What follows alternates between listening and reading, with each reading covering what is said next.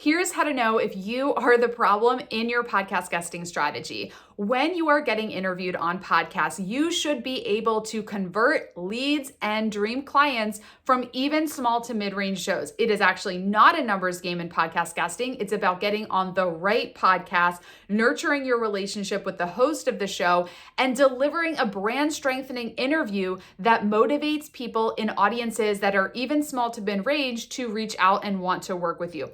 This is why at Interview Connections, we're a done-for-you agency. And in our program, we do interview audits for our clients because some people will say, I'm a great speaker, I do great interviews. If I'm not seeing leads and sales, it's actually the shows that are the issue, not me.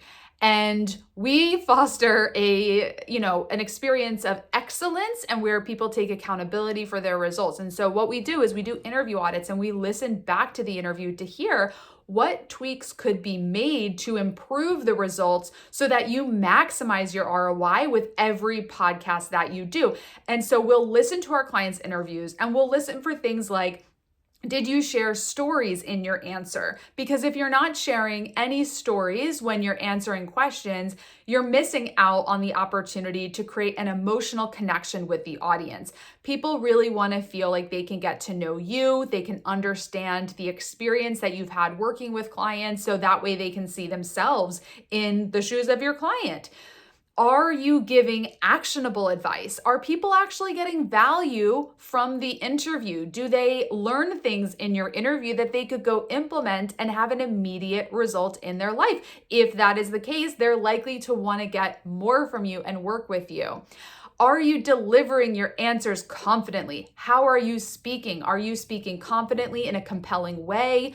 Most podcast listeners are on mobile. They are not seeing your facial expression. So if you're kind of meek and timid and, not that, nobody wants to listen to that. You need to speak confidently in a compelling way, succinctly. You need to know when to end your sentence so the host can interject.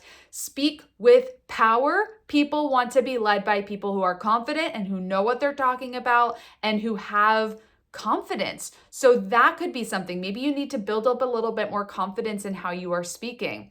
Are you delivering a call to action at the end of the show that is effective, that is valuable? A lot of times people are not seeing an ROI from podcast guesting because they're not actually giving an effective call to action. And so we coach our clients on knowing how to choose the right call to action, how to deliver it, and how to test it to see if it's the right CTA for you and your business. So podcast guesting is not a numbers game. Sometimes people will do interviews on small to mid-range shows, and if they don't see any leads, they assume it's because the shows aren't big enough.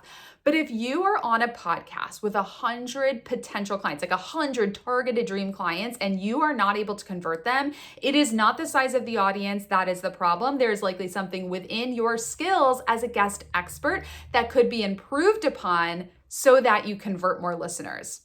So if you want help with your podcast guesting strategy, you want to get booked on the right shows, you want the coaching and the support and the interview audits to help you be an excellent podcast guest that sees results from podcast guesting, then book a call with us at interviewconnections.com. We will help you get booked on the right shows. We will audit your interviews and we will coach you to have a real return on investment with podcast guesting. Subscribe to our channel to learn more, and we can't wait to talk to you and help you leverage podcast guesting in your business.